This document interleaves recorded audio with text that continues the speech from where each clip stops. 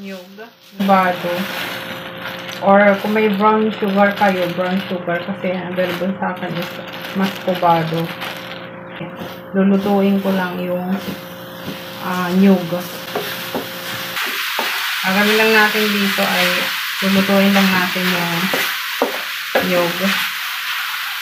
Tapos ipapadark brown lang natin lahat ito. So ito already done na. Isa-set aside lang natin ito. 2 cups na flour. Paunti-unti yung tubig. Kailangan natin ang texture nito ay malabnaw. Hindi siya malapot. Tubig lang natin ilalagay dito. Pangalawang cup na ito. Malabnaw kailangan natin texture. Hahatiin natin. Dahil yung kalahati nito, lalagyan natin ng OB flavor. OB food color ang gagamitin natin. Safe naman yun. Okay. OB, kung ano ang gusto nyong kulay o yung OB. Haluin lang natin. Gagawa tayo ng daral wrapper.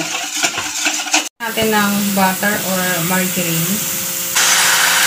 Balikin lang natin yung pasapat ng ganyan. Yan natin muna siya panuhin ng mga 5 minutes.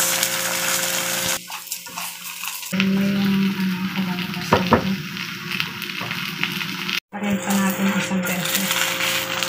Very good. Pinat na natin ito ulit. Ito na may OB flavor. Pakan lang natin.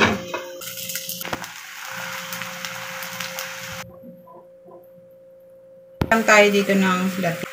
Natin ilalagay. Ito ng paganyan. Ayan, naberduhan lang ako itong kakanin na to. Kung anong lasa. Lang natin ito. Then, i-roll lang natin siya ng paganyan. Ayan na siya. Ito naman tayo sa violet. Ito, ilalagyan lang natin ulit ito ng palaman na latte. Ito kasi yung pinakaano niya. Then, scroll lang din natin to. Yung kagaya dun sa oven. Then, ito na. So, ayan na guys, yung aking nagawang delicacy ng Maguindanao or mga Muslim. Daral. Ginawa ko ang kakanin ng Maguindanao. Daral.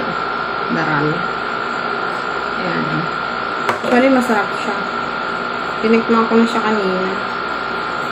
Ito muna. Yung white. Masarap siya kasi hindi siya matamis. Alam mo yun. Nagpatamis lang sa kanya yung yung pinakalatik. Ayan. Kain.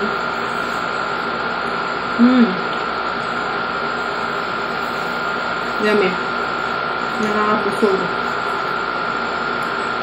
Kasi nga, ang ginamit natin is flour.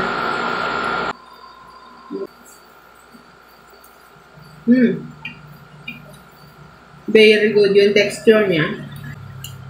Tama lang, hindi siya matamis. Yung sakto lang siya. Hindi siya matamis, hindi siya rin matabang. Sakto lang siya. Subukan niyo itong recipe na to guys. Madali lang siyang gawin. Thank you guys. Please follow my Facebook page and please subscribe to my YouTube channel and follow my TikTok. If you buy something, please click the yellow basket in my TikTok shop. Enjoy shopping. Bye guys!